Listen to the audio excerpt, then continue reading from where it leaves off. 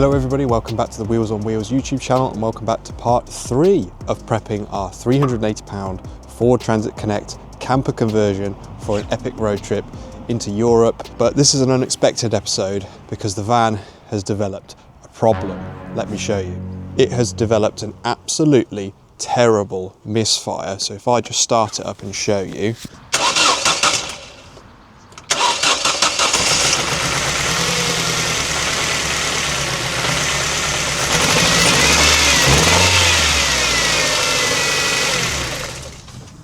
It sounds absolutely terrible. It sounds like a lawnmower, but worse. And it smells terrible too. It smells like sort of the smell you get after you blow out a candle, like a weird burning smell. It's very, very odd. I've never smelled anything like it. So there's something really strange going on with this van. So I have got a flashing engine management light on the dash. So hopefully we'll have some fault codes that should tell us what's wrong with this thing. So I'm going to plug in my scanner and we'll see what it says. So if I just show you the fault code on the dash, barely even starts up. Oh, okay, well, the engine management light's decided to go off now. Great. I do have a clip of it earlier when I was driving around with it on, so I'll show it now just for proof. Not sure if you can hear this, guys, but the van is now running really poorly.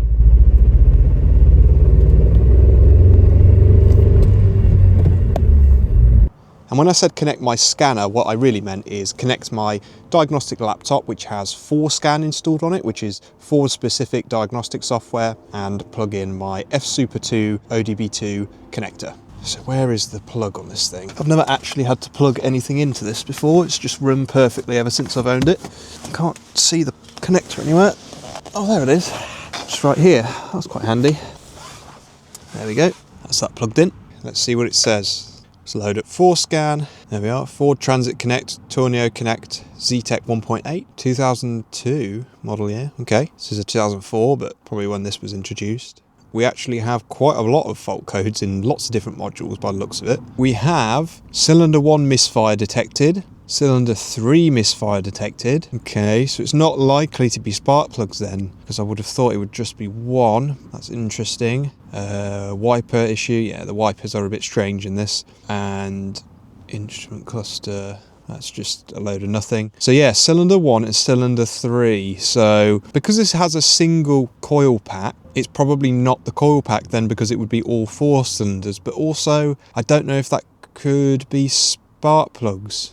So that hasn't really told us much other than it's probably not the coil pack. So what I was planning on doing was changing the spark plugs. So you see here, I've got some spark plugs. So these aren't actually ruthenium plugs inside. They are iridium plugs and they're used. It's just a proof of concept. If it does fix the issue, I will get brand new spark plugs and fit them. But these are just used plugs that I know work, and I'll put them in, and if it fixes the issue, then, well, great. We'll get some new plugs. But I really can't explain to you the smell coming from this engine bay. It's so strange. It's a really awful smell. I really, honestly, never smelled anything like it. And it comes from the engine bay and the exhaust, which also doesn't really make sense. It does make me worry about the head gasket. I don't think it is, but it is a concern for sure.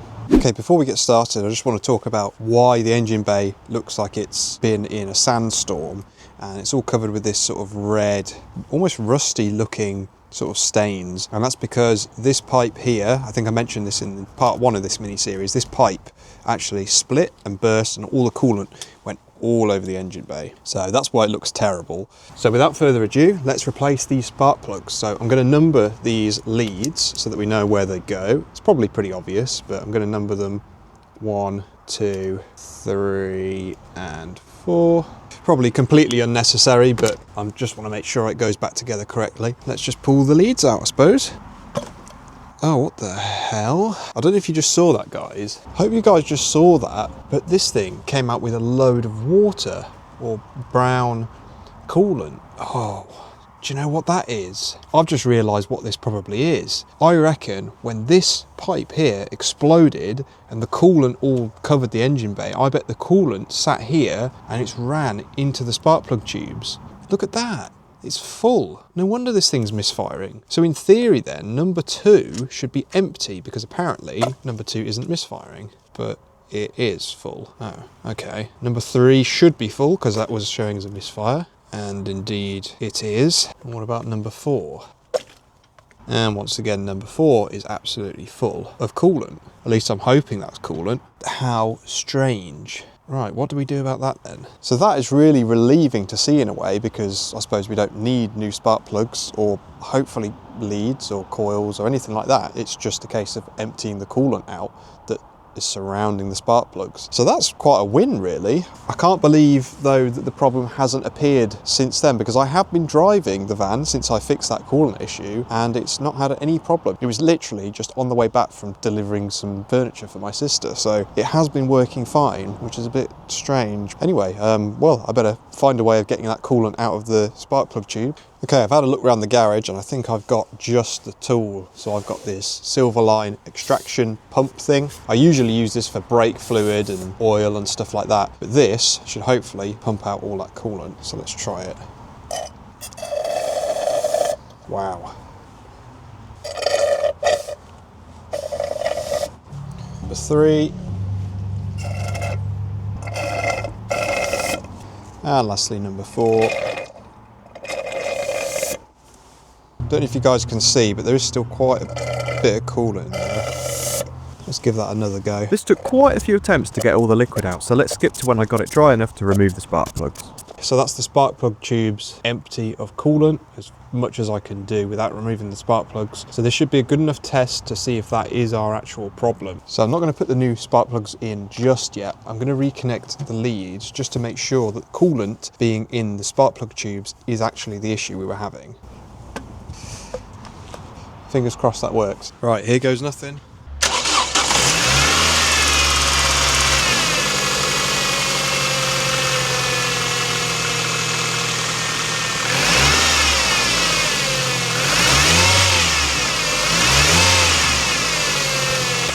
I am so pleased with that.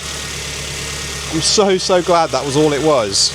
Now I must say that there is a whining noise, I don't know if you can hear it, that I think comes from the power steering pump. I'm not 100% sure. I'm not too bothered by that, but maybe I will look to fix that at some point. What do you guys think? Is there a common issue on these engines and vans for the power steering? Is there something I could do to stop that whining noise? Let me know. As you're about to see, my joyfulness in this moment was very short-lived. Ooh, it is juddering just slightly still. Do you know what? I think to test it properly, I think we need to go for a test drive, so let's do that. Scratch that. Before I even pulled off the driveway, it started to misfire horrendously again, as you can see. Let me rev it back up for you, just so you can hear.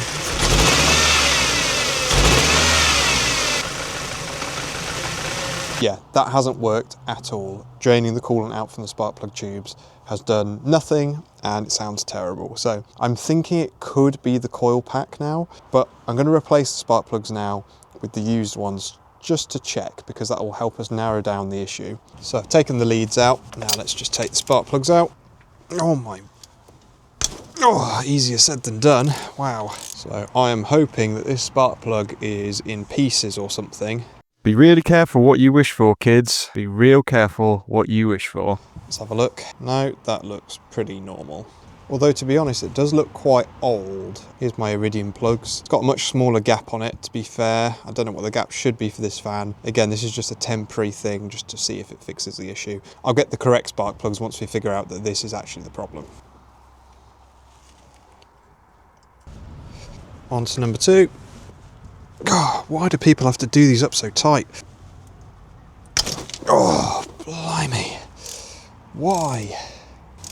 It's just so unnecessary to tighten them that much. It really is. What do you guys think to my new fingerless gloves? Got these for Christmas. Pretty neat, huh?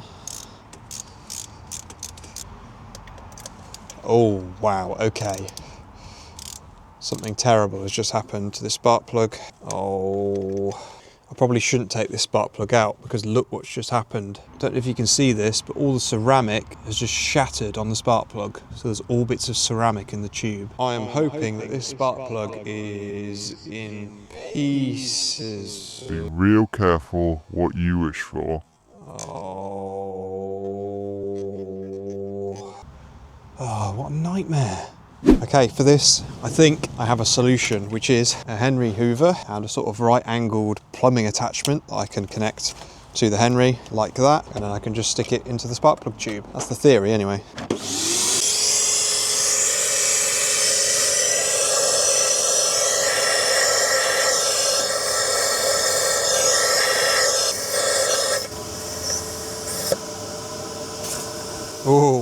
Oh no. So I've got the spark plug out accidentally, but the bits are still there and I don't think they've fallen in. Oh, please don't fall in.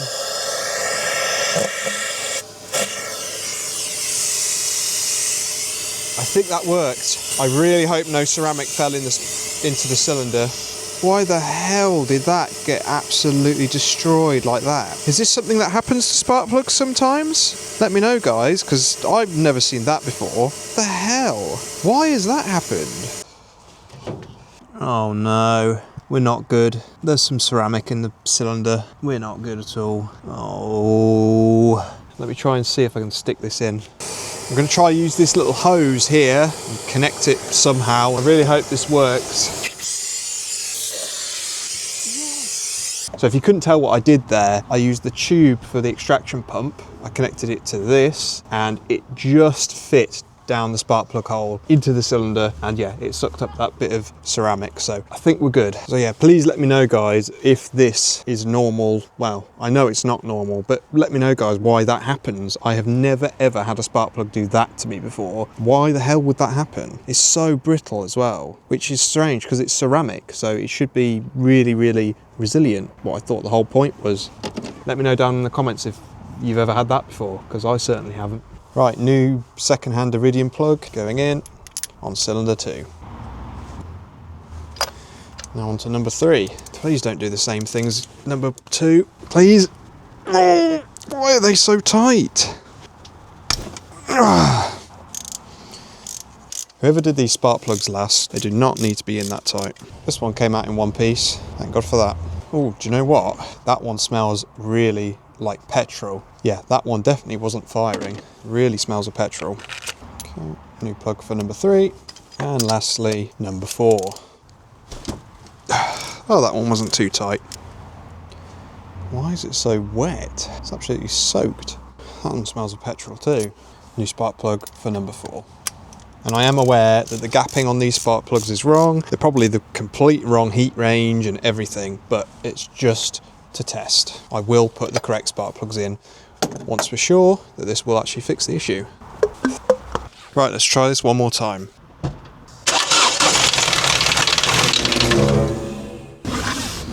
That didn't sound good.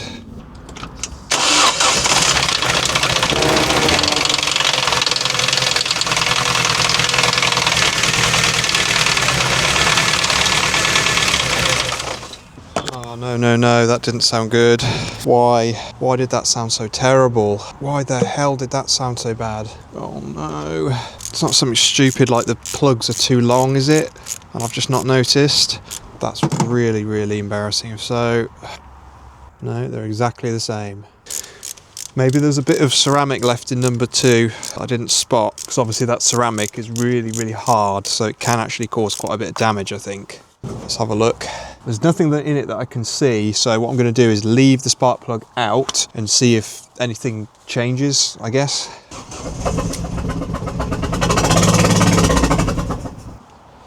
That sounds absolutely terrible. I don't have a bore scope to actually look down there and see anything, but I'm pretty sure I got all of the ceramic out. I don't think there's any more in there. Just to be sure, I'm going to try this tube again, stick it down there, really push it right in just to see if I can get anything else out. But I really don't think there's anything else left in there.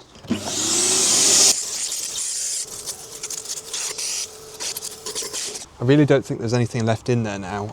I think I'm quite sure that I got all of the ceramic out. I'm just going to put this plug back in and we'll start it again, and hopefully that horrible noise has magically disappeared, because otherwise that is pretty devastating and I don't know what I will do about it, because it sounds terrible. You could even say it sounded quite fatal, which makes me very sad. Right, let's try this one more time. And the noise did indeed magically disappear. That's better. It did magically fix itself. Well, I say fix itself, I must have done something, because it sounded horrific before. Oh, that sounds really good. Sounds lovely and healthy. It probably wasn't magic. I probably removed another piece of ceramic from cylinder 2. Let's give it a few minutes to warm up though, to see if that misfire comes back. A few moments later. Running really lovely. It's maybe slightly shaky on idle. However, to know if this has really worked, I think we need to go for a test drive just to be sure that we don't still have a misfire. So let's go now. Right guys, I'm out on a test drive. Sorry about the lighting because it's probably about 3 o'clock in the afternoon and this is just what it looks like in the UK in winter. Very dark. Now at the moment it is a bit inconclusive, to be honest. It did seem like it had more power and was running well. Oh, it's just stalled. It's just stalled out.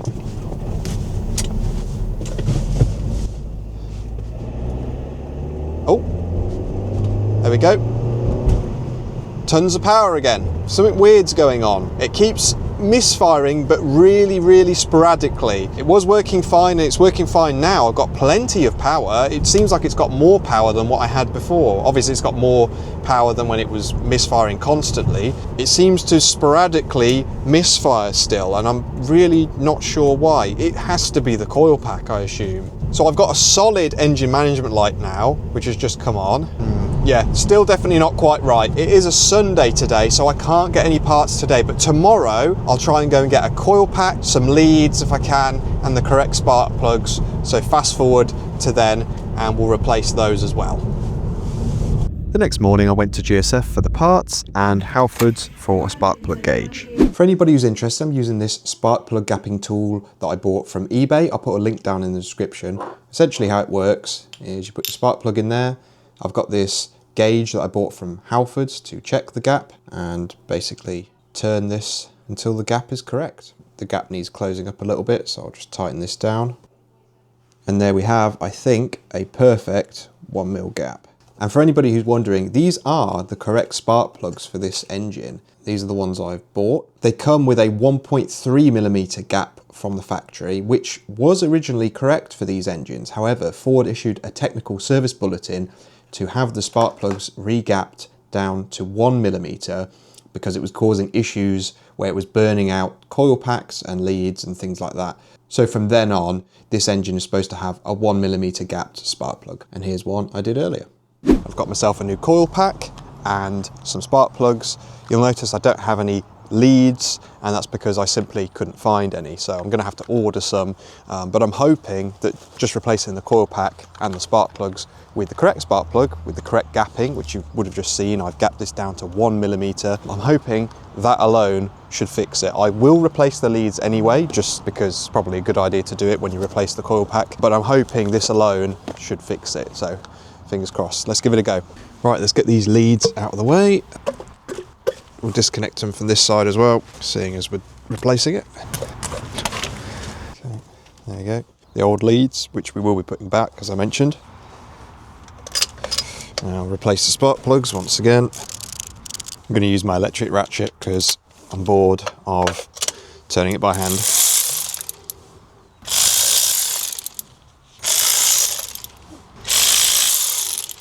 And brand new plugs going in this time.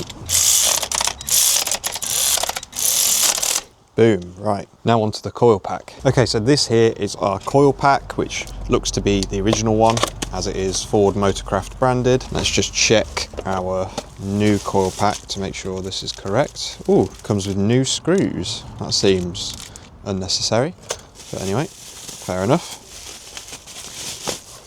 What do you think, guys? That does look a bit different. I did my research and this was compatible, apparently. Looks like it will fit, so let's give it a go. So we've got 4 screws, which look to be a T25. Yeah, those new screws it's come with are far too long. Why would it be that long? That's strange. Get our little magnet to rescue the screw. And that's the last one.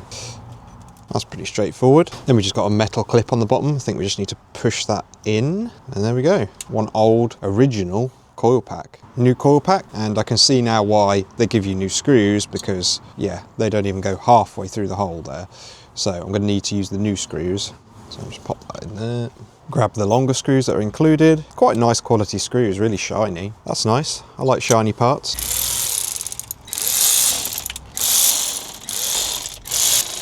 There we go, and plug it back in. So you'll notice the new coil pack is just gloss black on top. There's no writing, there's nothing on it, which isn't too much of a problem. However, on the old one, you'll notice it has numbers to tell you where to plug the leads in. Now this is a bit of a concern because I've also noticed that it comes with this little document here, and different original coil pack part numbers have different layouts, which shouldn't be a problem. However, the part number for mine isn't actually on this list, which is slightly concerning. The closest one is this one here that ends in AD, whereas mine ends in AC, and it has the same layout for where the lead should go. So I'm just going to follow this one and hope that that is correct. Okay, I think that's done. Okay, let's start it up, hopefully for the last time.